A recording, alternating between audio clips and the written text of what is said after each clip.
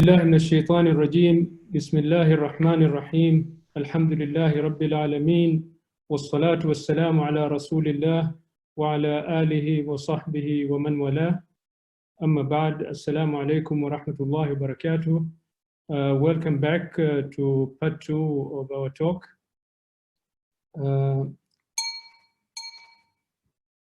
Inshallah, we'll start just to reflect what we said last time.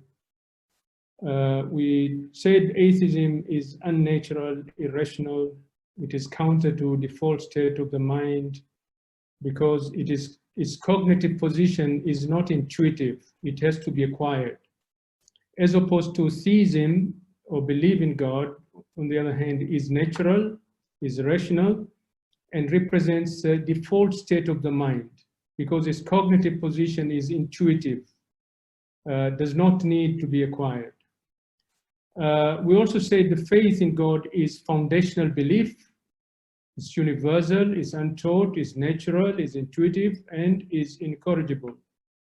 It is self-evident truth, which requires no proof, and there is, therefore, it is the human's default state. We also said the atheists, they need to answer first the question, what reason do they have to reject God's existence? And they have not been able to produce valid arguments so far. We also said without God, no one can make sense of the origin of the universe and life. Life will have no meaning, value, or purpose. There will be no objective ground to anchor our morals and ethics. And it will not matter how we live our lives, whether we live it negatively or positively. I want you to connect today the idea of the foundational belief to the idea of fitra. But before I do that, if you look at this picture, it gives you a global religious landscape. And on the left, you have a breakdown of a number of people in the world adhering to different religions, meaning they believe in God. And you will see that majority of the world population actually believe in God. You know, what it says unaffiliated. And unaffiliated, they could be unaffiliated to particular religion, and some of these will be atheists as well. It's only 16%. So if you break it down, let's say 50-50, you will say maybe about about 8% of the world population actually don't believe in God. The rest of the population, in one way or the other, they believe in God. We may differ in terms of understanding the nature of God and the path to salvation, but majority of the world population actually believe in one supreme being. Now, on the right, it tells you that Islam is growing faster than any other major religion, and by 2050, they project that Islam will outgrow Christians, or it will be the same, or they will outgrow. But also what is interesting, the paragraph just below it, it says atheists and people who do not affiliate with any religion, although it may increase in some particular countries, like the US, France is very much into atheism, but overall it will be declining. And this is in line with what we said last week, that atheism died actually last century, and this century it has just been resuscitated, but because it is still a dead body that people are trying to give it life, I don't think it will come into full life, and therefore that's the reason it's gonna decline. So this is our agenda for today. We're doing a part 2 today, and I want to connect this concept of fitra to the foundational belief, and then we will use reason to reach to the existence of God, and I will try to respond to some of the atheist arguments using what we have learned through our proofs. So the idea of faith in God as a foundational belief should not be difficult to be accepted in the Western thought. Why? Because in the Western thought, this idea of foundational belief is already there in different areas, whether in mathematics, or whether in science, whether in engineering. They do accept this idea of foundational belief, meaning they believe in certain things or certain parameters or certain ideas without being able to prove. And they use those as assumptions. And therefore, when we say believe in God is a foundational belief, it should not shock them. It should be acceptable. And this is a reason why you'll find the world population believe in God. Majority of the world population believe in God. Now, it is also in line with the Quranic concept of fitra, and the original human nature, or the innate disposition of human being to recognize God. فأقم وجهك للدين حنيفا فطرة الله التي فطر الناس عليها لا تبديل لخلق الله ذلك الدين القيم ولكن أكثر الناس لا يعلمون. So our reference of fitra is in the Quran itself. Allah subhanahu wa ta'ala, he asserts and he tells us that he created the people with this fitra of Allah, right? It's part of the nature of the human being to recognize God. Now, we also have this hadith, and this is a very important hadith because it's a key quotation in trying to help us to understand what is this fitra means. And the fitra, literally it means original, and in this context, it will mean the original nature of creation. And it's very interesting if you look at the text, it says no child is born except that he is upon innate nature, but his parents make him a Jew or a Christian or polytheist. And it makes a comparison to an animal who is delivered as a perfect baby, but then some people, they disfigure these animals after they are being born. Now, what it means here, because it doesn't say the parents will make him a Muslim. It mentions Judaism, it mentions Christianity, and it mentions polytheism, but it doesn't mention Islam. Why? Because the human beings are actually born already wired to accept Islam, meaning to accept submission to the will of God. That's what it means. Now, fitra as a goodness means that the spiritual, the intellectual, and the moral nature of human being is designed in a way that makes it necessary to believe in God, to worship Him alone, and to act righteously to maintain a well-being if one chooses to do so, because there is also an element of free will, which we will talk about it. So just to summarize, what is fitra?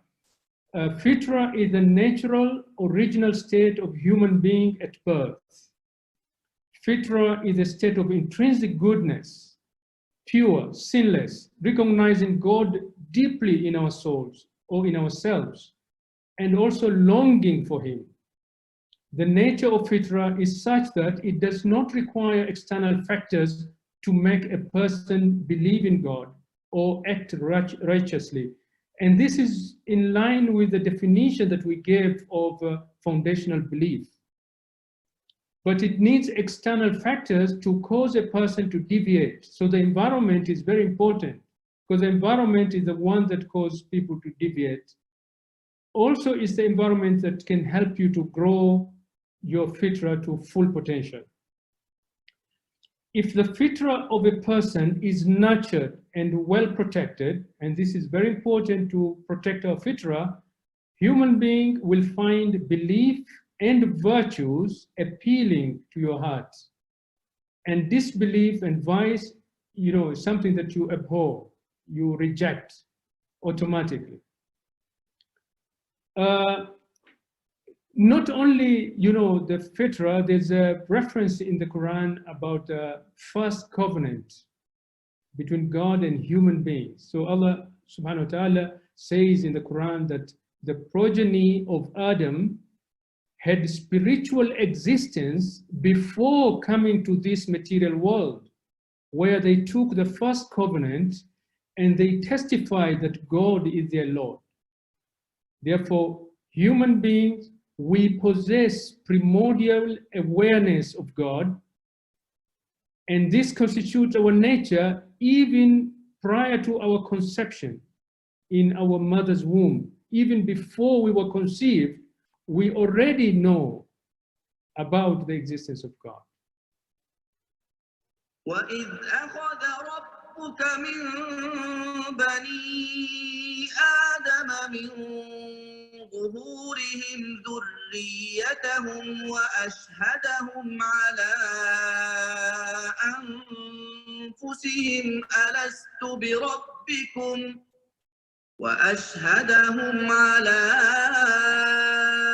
أنفسهم ألست بربكم قالوا بلى شهدنا أن تقولوا يوم القيامة إنا كنا عن هذا غافلين. Allah subhanahu wa ta'ala is explaining to us why he made us to testify, because tomorrow when we go back to him on the day of resurrection, we should not say we were not aware of him. And therefore, this awareness of God is something part of our nature. Now, if we listen to this.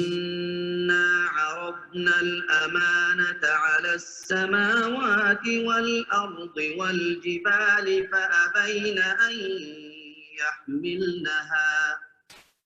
فأبين أن يحملنها وأشفقن منها وحملها الإنسان إنه كان ظلوما جهولا. Now in this verse, Allah subhanahu wa ta'ala is explaining to us that human beings accepted God's trust when all other creatures decline. Now the Quran commentators refer to this trust as two things: the human self-awareness, the consciousness, and the freedom of choice, the free will.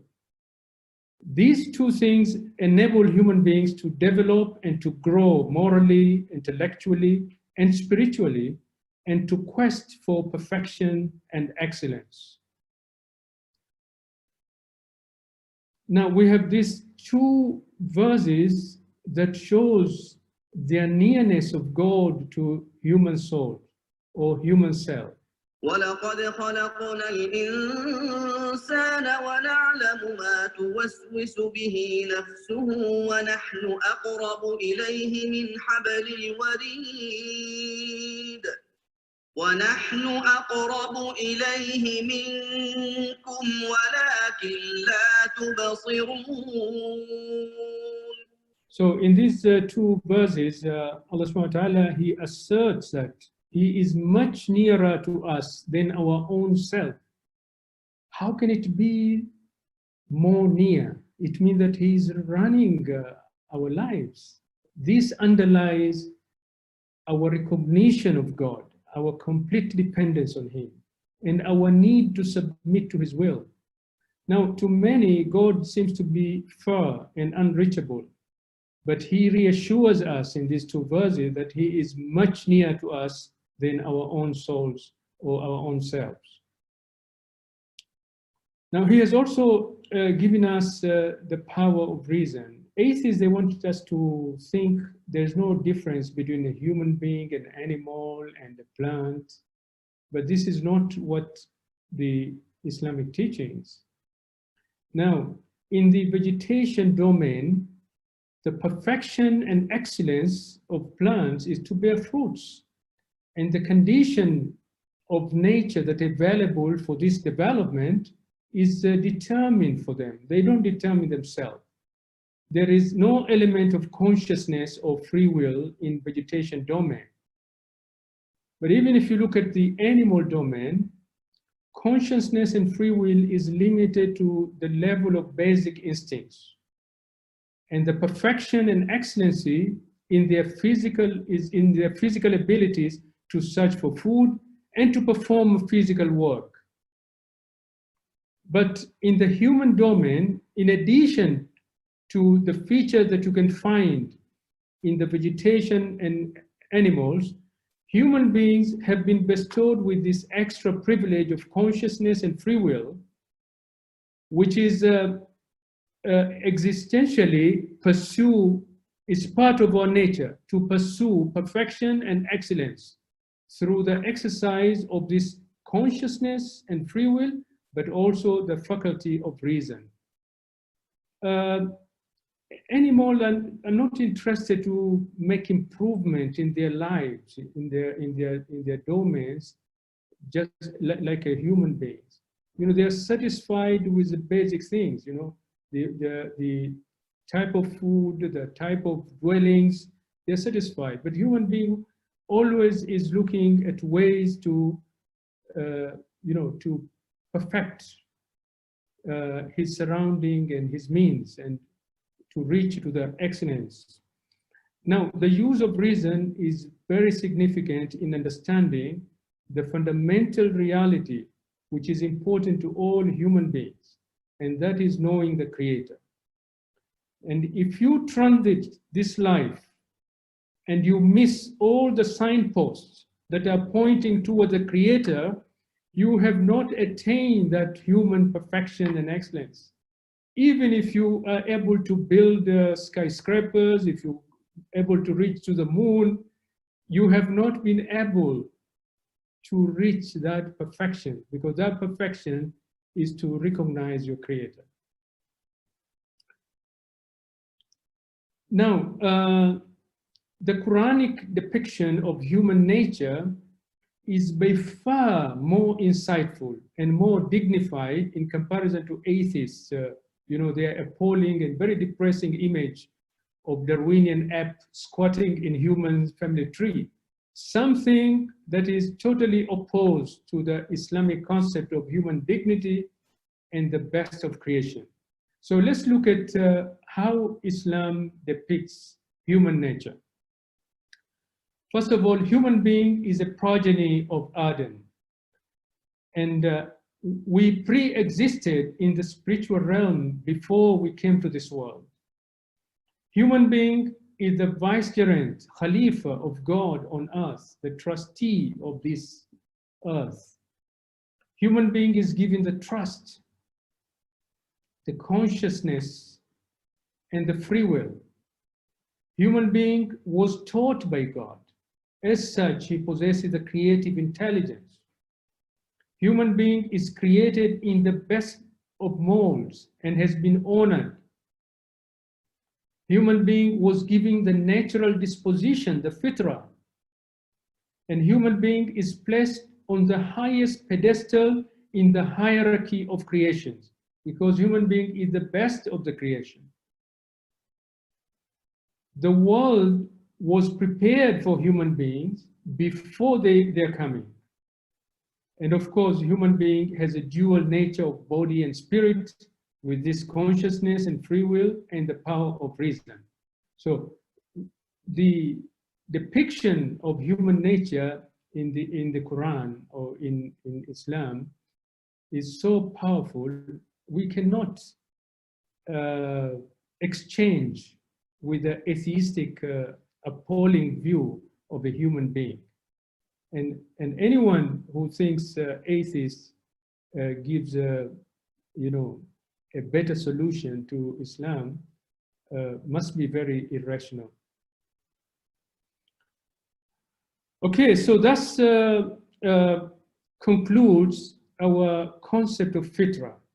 And therefore, the concept of fitra is very much in line with this idea of,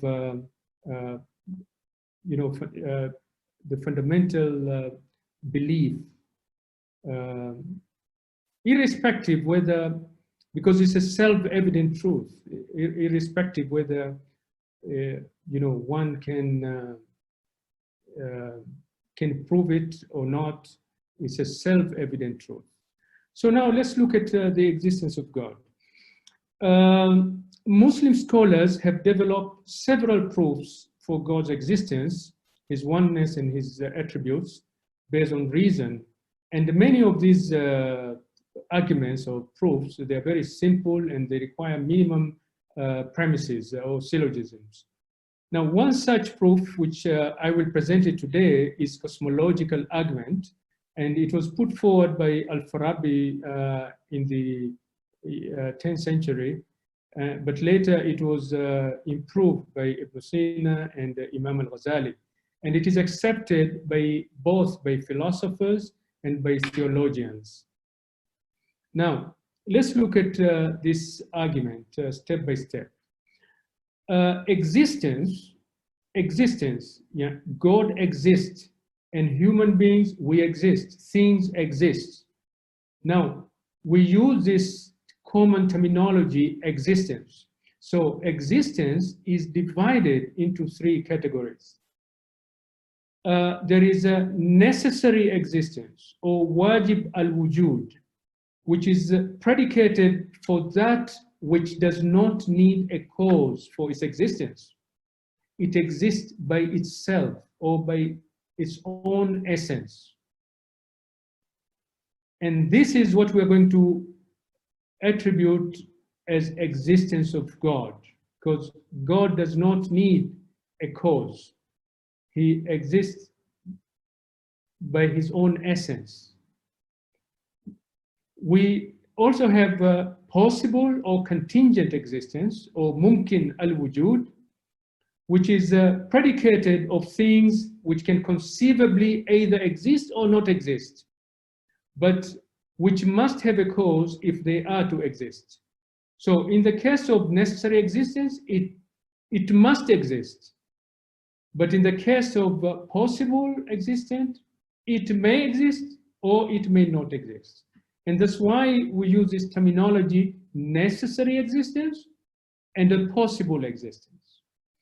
We also have impossible existence, or mumtani' al-wujud, which is predicated of things whose existence will involve a logical contradiction. For example, the Christian, they say Jesus is both God and human. Now, from Islamic perspective, that is impossible existence. You can't have you cannot have a human being and a God at the same time, because God represents attributes of perfection. A human being doesn't. So you can't have these two. In a more simpler example, maybe I can give example. You can't have a married bachelor, because a bachelor is a person who is not married, linguistically, and a married person is a person who went into a marriage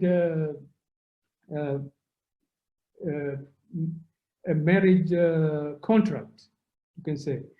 Another example, maybe you can't have a rectangular circle, because a circle, by definition, and rectangular, these are two different things.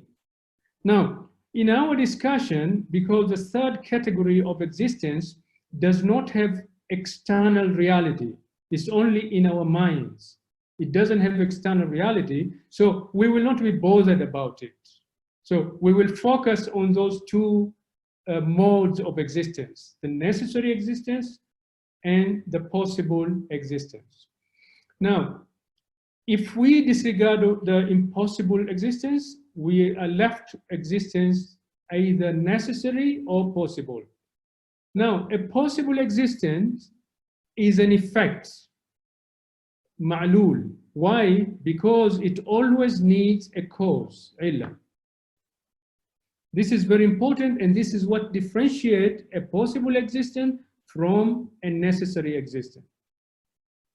A necessary existence does not need a cause, but a possible existence needs a cause, therefore it's an effect. Now, since possible existences are known to exist, for example, the universe exists, human beings we exist, animals exist, plants exist, all these things exist. Therefore, these objects must have causes that have brought them into existence. And if these causes are also possible existence, they in turn must also have causes. Because an endless chain of causes is impossible. Why is impossible? Because we will not be able to explain why then these objects have existed. It will be contradictory. We can't have just an endless chain of causes.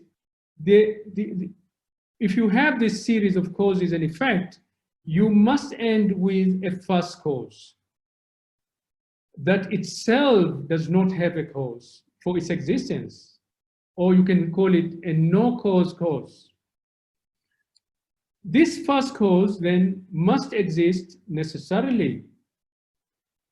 That is, it must be a necessary existence, or meaning it exists but without a cause. And it is expected that the first cause could not have similar attributes of thing that it had caused to exist. Already now we can see, the attributes of the necessary existence you expect. We need to prove, and we'll prove, but you expect that they will be different. Now, I want to demonstrate this idea of endless chain of causes. Now, in this picture, you have these people who are doing a shooting exercise. Now, if each shooter makes a condition not to shoot his weapons until his next colleague shoot first, and if this decision prevails among all of the shooters, then none of them will actually shoot, and the shooting will not be possible. Maybe another example I can give you, if I want to explain why, how did they get here to this world? And if I give a very simple answer, if I say my mother brought me into this world, then the next question, who brought my mother? And then I will say my grandmother. And then the next question, who brought my grandmother? My great-grandmother. And I can continue like this infinitely, and that will not be able to explain why I'm here. Because you will still have these questions, and it will be contradictory. It's impossible, it's contradictory, because I am here. I do exist. But how did I get here? So this is explain this endless chain of causes is impossible. Now, what we have said so far, we have established that every possible existence is an effect that requires a cause. It is not possible to have an endless chain of causes without the first cause. So we need to have the first cause. Otherwise, we will not be able to explain how all these possible existences, they came into being, and this will contradict the reality, because the reality, these things exist. Therefore, the first cause is a necessary existence, is an existence that does not need a cause. That's how we define it. Now, in other words, the first cause is necessary to complete the chain of causes for the possible existence to come into being. Therefore, God is the first cause because he has the will, the power, and the knowledge to bring the possible or contingent objects into being. Now, I'm making assumption here. He has the will, the power, and the knowledge. I'm going to prove that in the last part of this series. But we can take that assumption.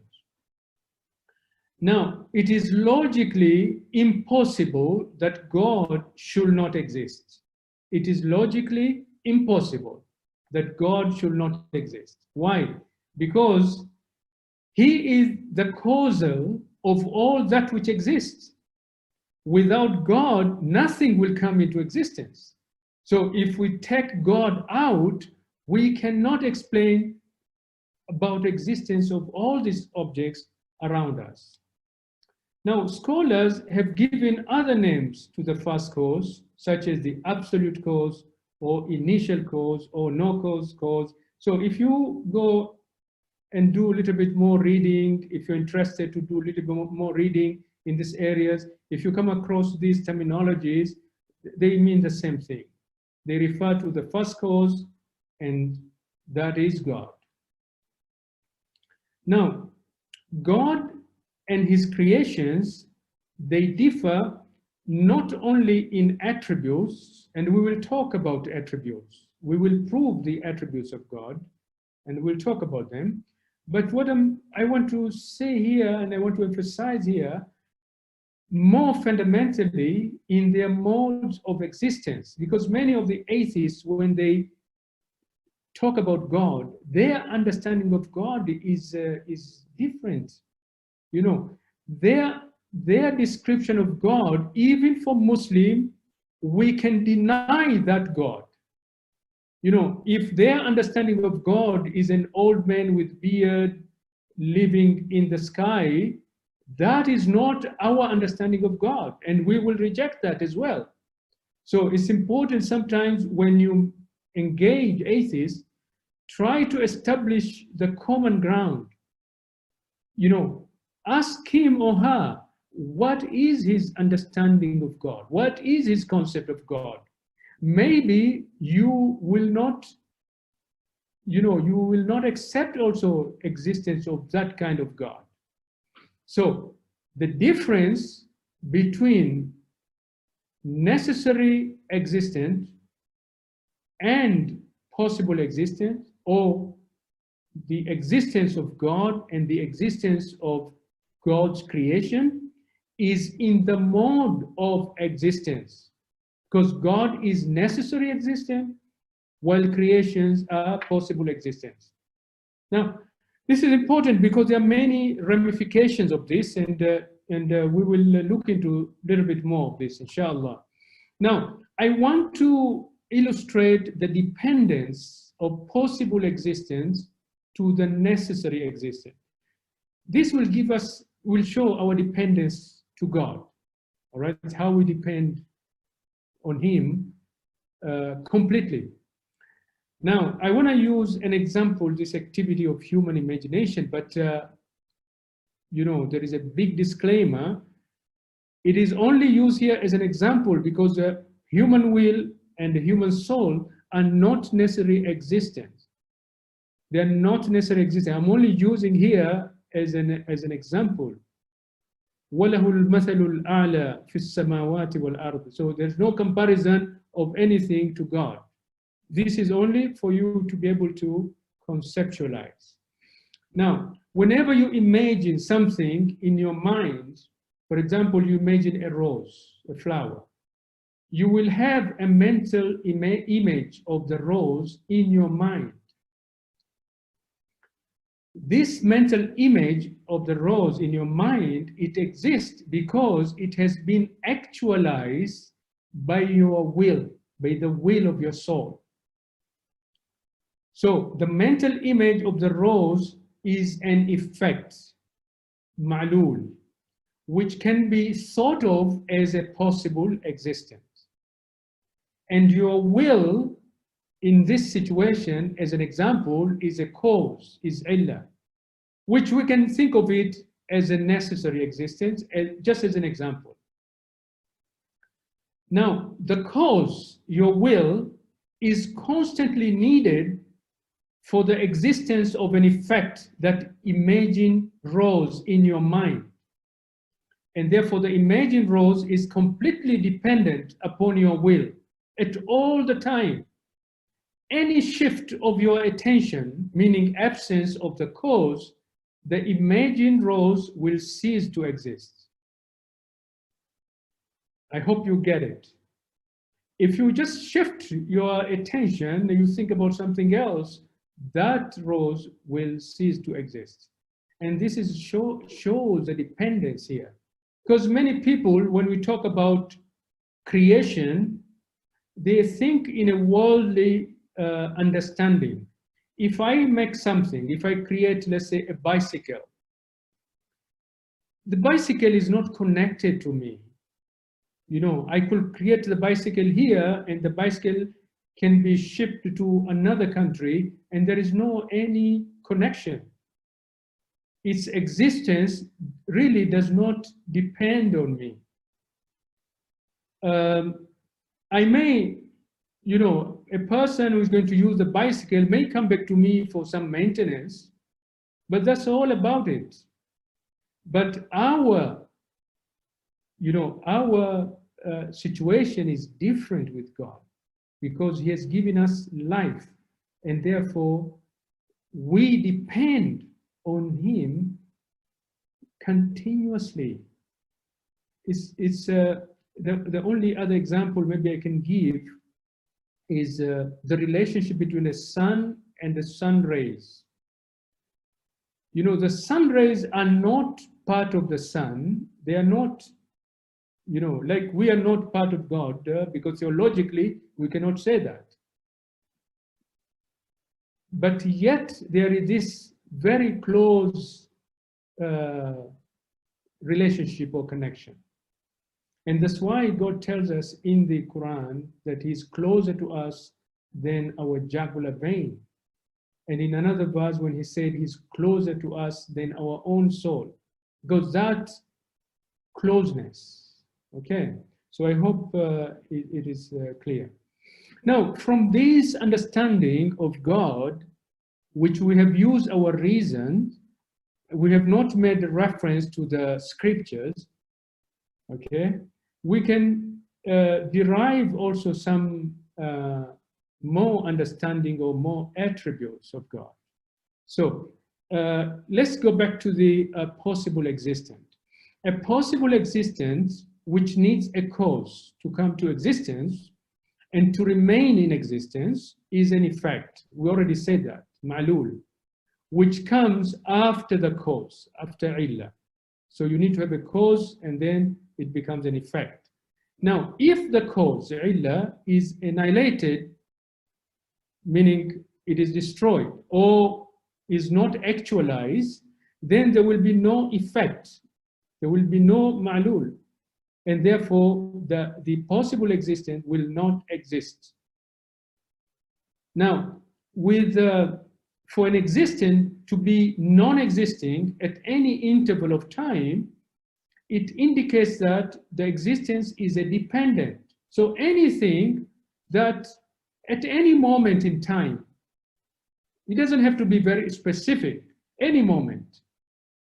If it ceases to exist, if it is non-existing at that moment, it means that it is dependent because it needs a cause to bring it into existence, and therefore itself is an effect or possible existence.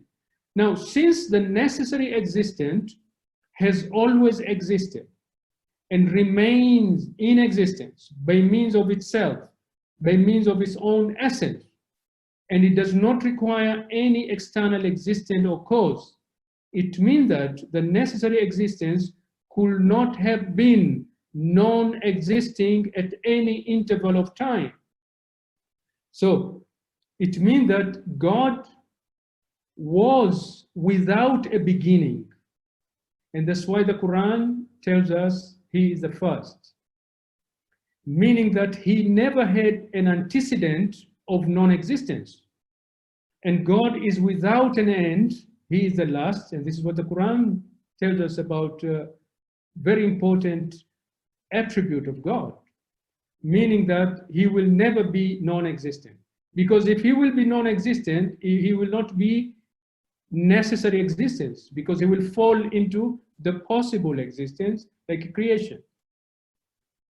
Now, also from this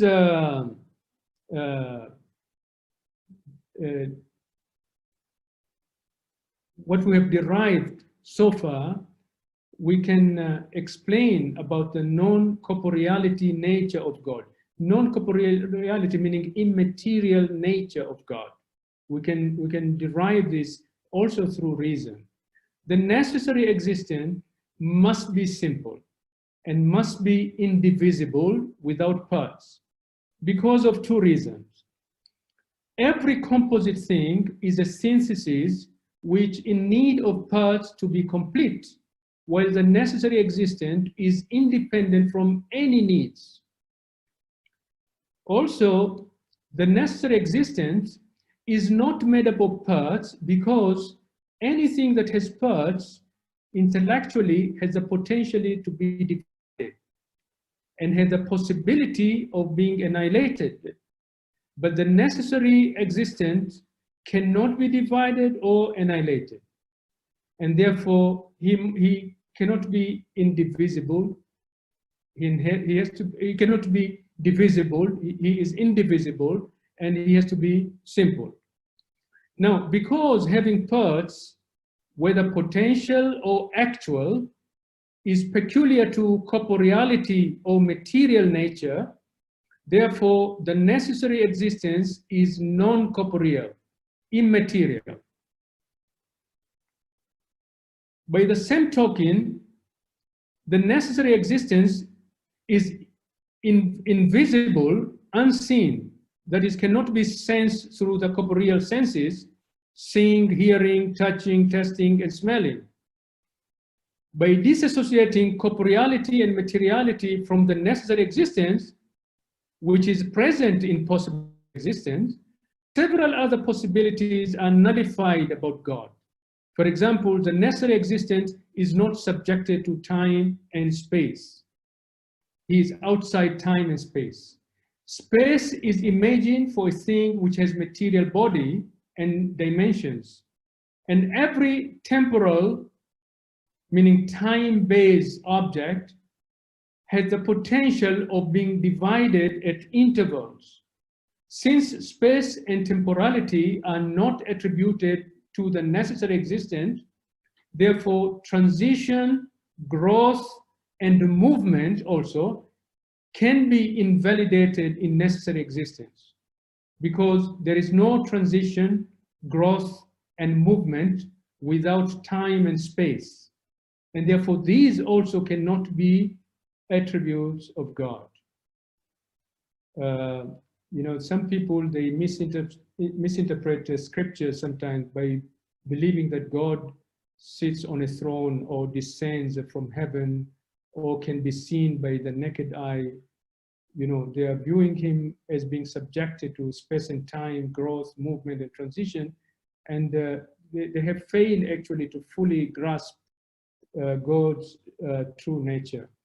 Now, so this basically, we have used reason to reach to understanding of God.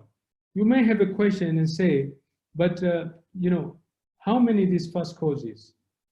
Because I've not said how many. You may argue maybe could it be more than one? Now I'm going to go through the proper argument on the oneness of God in the last part, but an idea. Let's suppose that there are two necessary existence, two or more. Let's say two.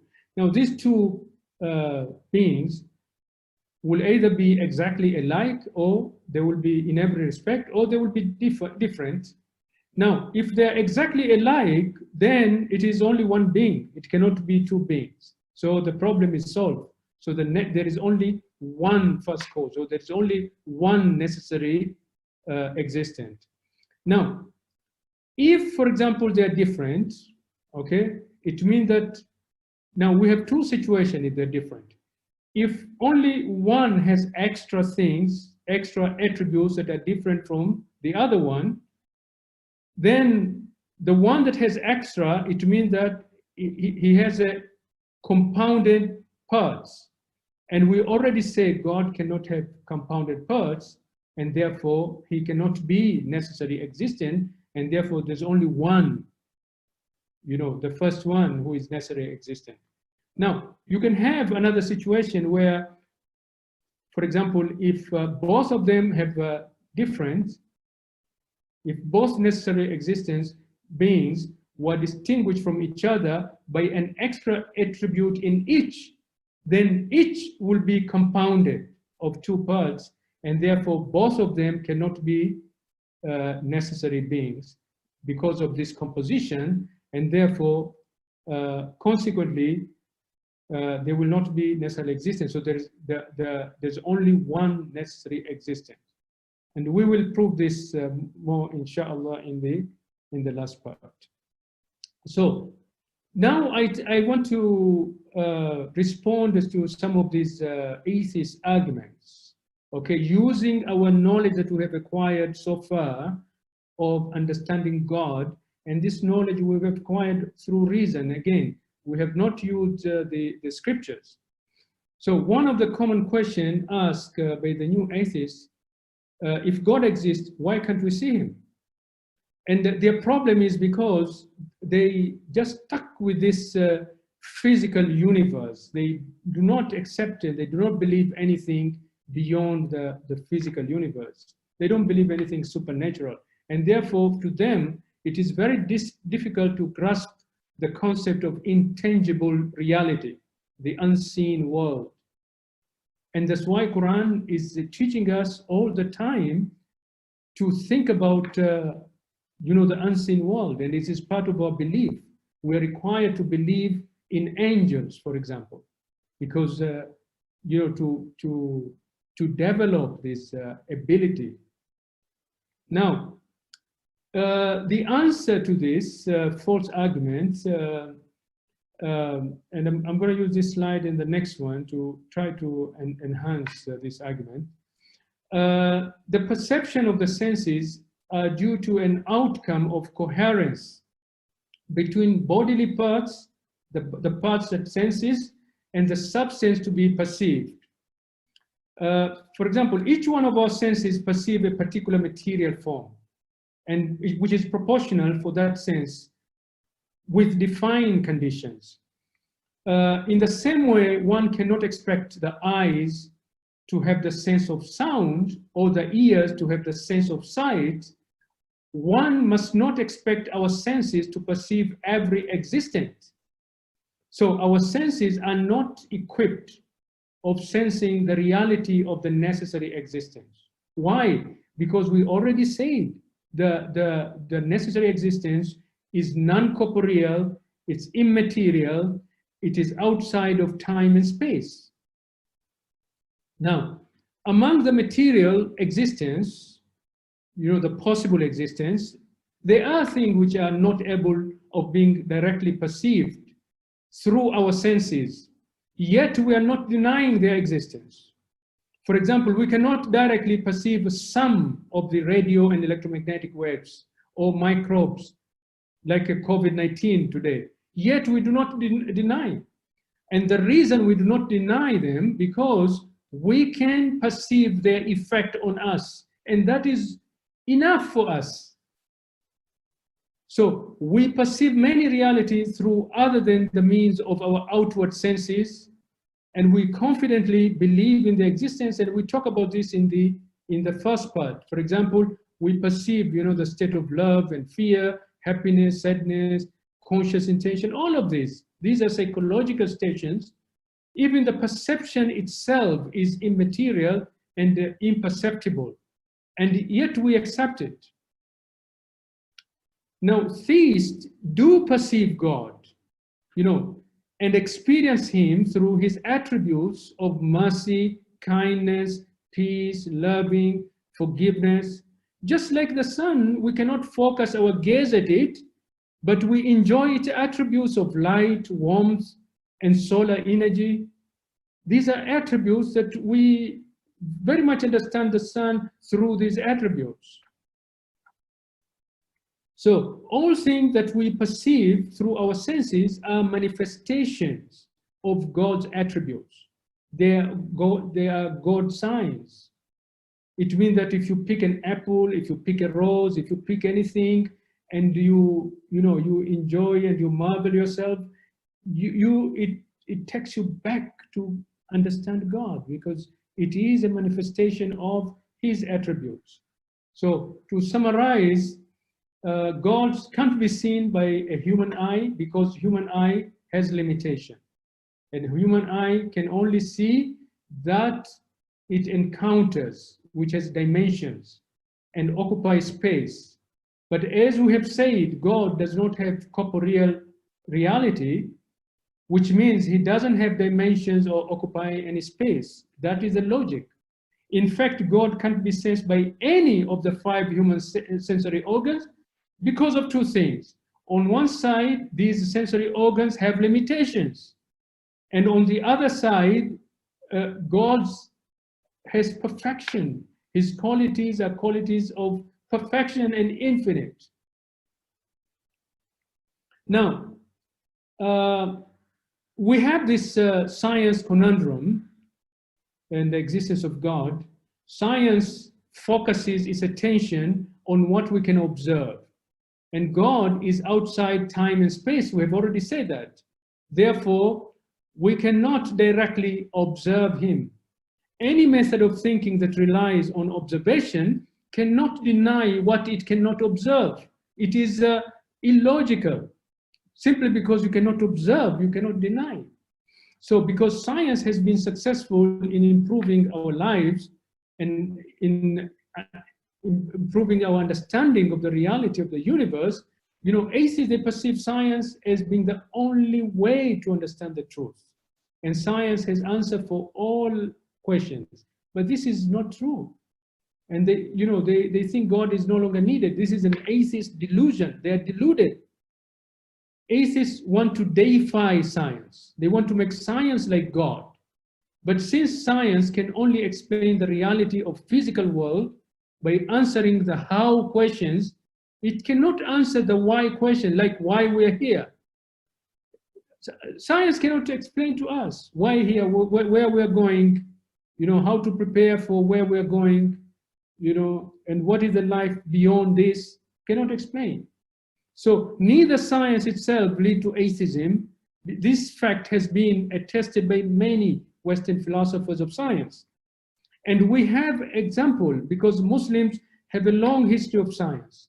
For over a millennium, they were building the foundation of science before the Europeans, but they did not produce atheism in the same way when Europeans took over. On the contrary, many of the classical Muslim scientists, they were scholars of various Islamic traditions at the same time. Now, atheists like Richard Dawkins, they sell to the public this idea that when something is labeled scientific, it is a fact and a certain. But that is not true, because science tries to explain phenomena in the physical world using scientific models. But these models don't represent absolute truth. They are based on probabilistic frameworks. There are a lot of assumptions, the foundational beliefs, and there are many disputes. And discussion and researches continue within the scientific community on various models. And it is possible to change a position later with new data. Now, I want to give you quickly a few examples. There was a time when the universe was thought of to be eternal. But after the theory of Big Bang, they changed their mind. And now they say it is finite.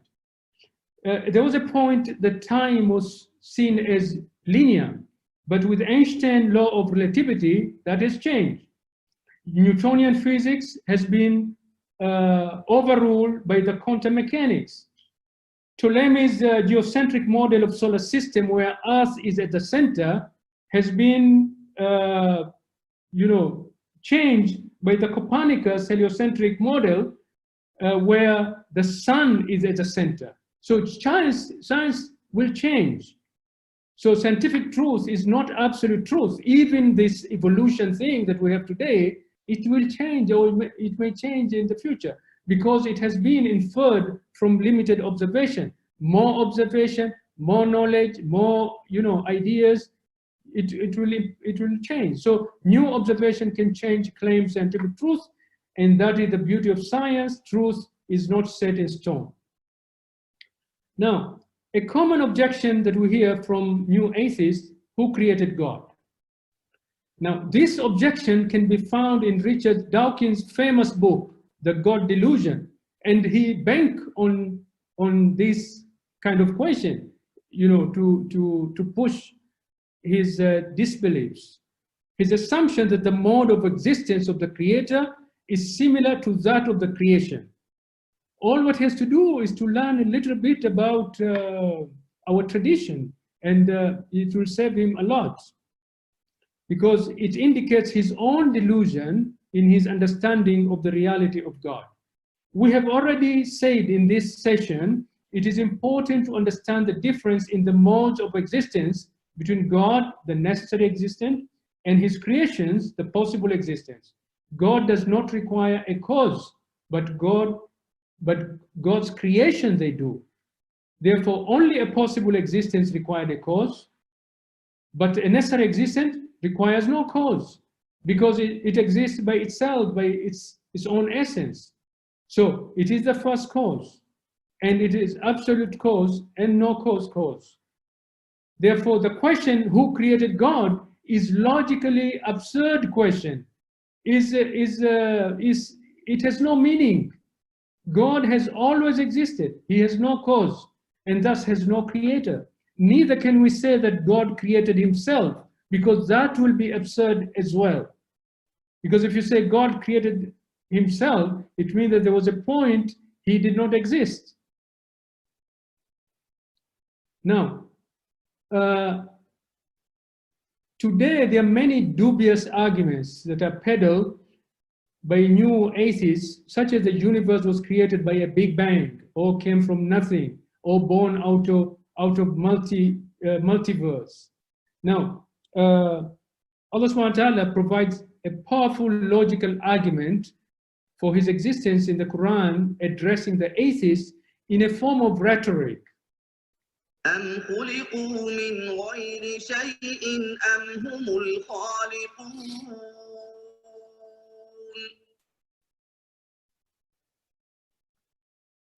أم خلقوا السماوات والأرض بل لا يوقنون. If you break down these two verses, you will see there are four possibilities.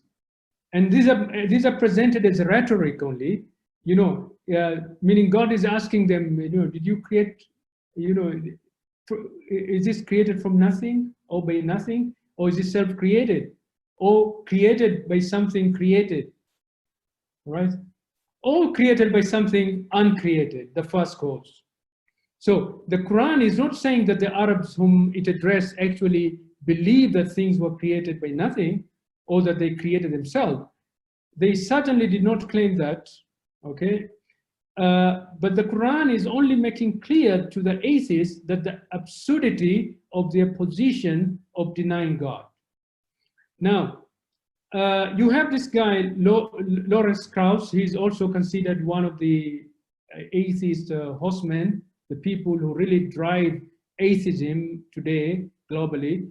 A very vocal new atheist, and he has proposed a universe from nothing in his famous book as an argument for non-existence of God, in trying to explain about the universe. Now, asserting that thing can come from nothing means that thing can come into being from no potential, no matter, no causal, nothing at all.